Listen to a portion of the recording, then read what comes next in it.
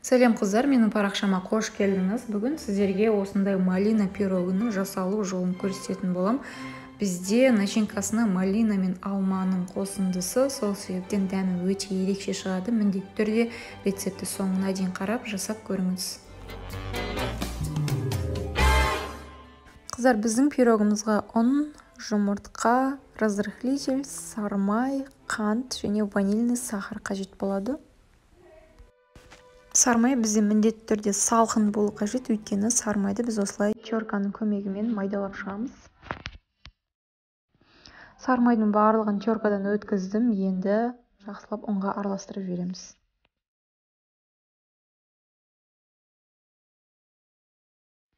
Ұн мен сармай жақсылап араласып кеткеннен кейін мен үстінен разрыхлительді саламын, ванильный сахарды салам және қантты салып жіберіп жақсылап араластырамыз.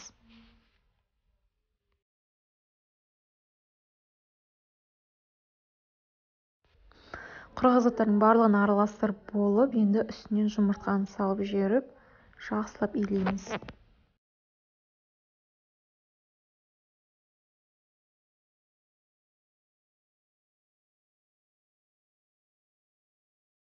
Енді қамырымызды жақсылап илеп болғаннан кейін мен қазір 10 грамм сүт қосып жіберемін.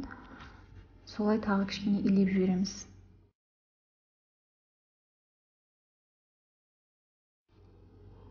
Енді осымен біздің қамырымыз дайын. Бетіне пищевой пленка немесе кондитерлік мешокқа осылай орап, холодильникке салып қоямыз 20 минутқа. Қыздар, осымен менің қамырым дайын, 20 минут холодильникте тұрды. Енді қазір жақсылап илеп, кішкентай бөлшегін алып қоямыз. Ол кішкентай бөлшегі бізге пирогтың бетіне қажет болады. Ал қалғанын барлығын қазір формаға жаятын боламыз.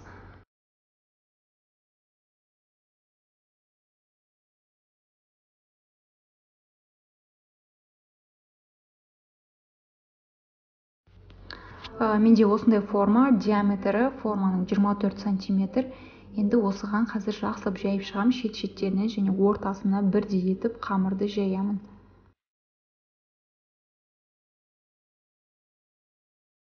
Қыздар, қамырымызды осылай форманың барлық жеріне бірдей етіп жайып шықтым. Енді біздің жаңағы алып қойған кішкентай қамырымызды мен алып, ұнның көмегімен кішкене жайып, ұзын-ұзын лента жасайтын болам. Қамырдан соларды біз сосын пирогтың бетіне қоятын боламыз. Бұл бізде пирогтың түріне кішкене әрлеуге қажет болады.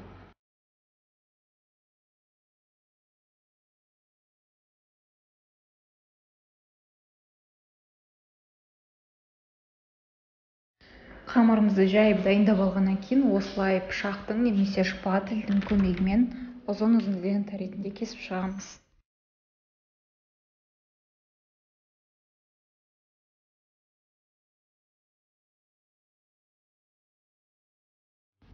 Ал енді лентаны кесіп болғаннан кейін біз малинаға кірісеміз. Мұнда бізде 150 грамм жай ғана блендерден өткен малина.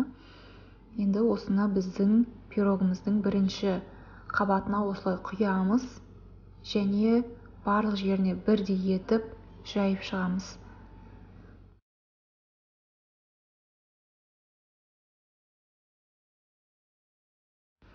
Енді малинаның үстінен мен 150 грамм осындай панировочный сухарий сеуіп шығамын. Панировочный сухарий болмаса, сіздерде кез келген печеньені блендерден майдалап, осылай бетіне себуге болады. Сеуіп болғаннан кейін қолмен осылай тегістеп шығамыз, өйткені барлық жеріне бірдей себілуі қажет. Ал енді біздің беткі қабатындағы тұратын начинкамыз, мұнда 150 грамм алма және 150 грамм малинаны мен блендерден өткіземін. Менде осылай дайын болды, екеуін блендерден өткізіп келдім. Енді панировочный сухарийдің үстінен осыны салып, жақсылап жайып шығамыз. Барлық жеріне бір келкі етіп, тегіс етіп жайылуы қажет.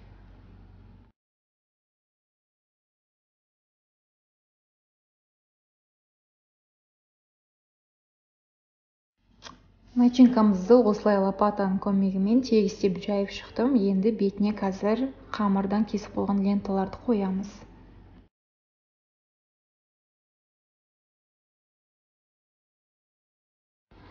Қамырдан кесіп алған ленталардың барлығын бетіне және көріп тұрғандарыңыздай шет-шеттеріне қойып шықтым.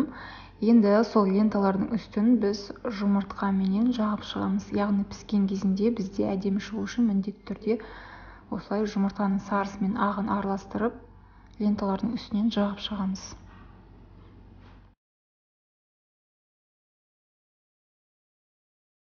Енді пирогымызды 180 градуста қызып тұрған печкаға 30 минутқа жібереміз. 30 минутта біздің пирогымыз пісіп шығады. Пирогымыз осылай пісіп шықты және формадан ажыратпас бұрын біз 30 минут суытамыз. 30 минуттан кейін ғана формасын алып тастаймыз. Енді ішін кесіп көреміз.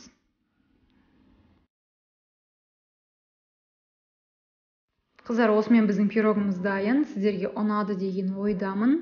Дәмі өте керемет шықты, өйткені малина менен алманың дәмдері бір-біріне өте керемет үйлесіп тұр. Міндетті түрде жасап көріңіздер және менің парақшама жазылуды ұмытпаңыз.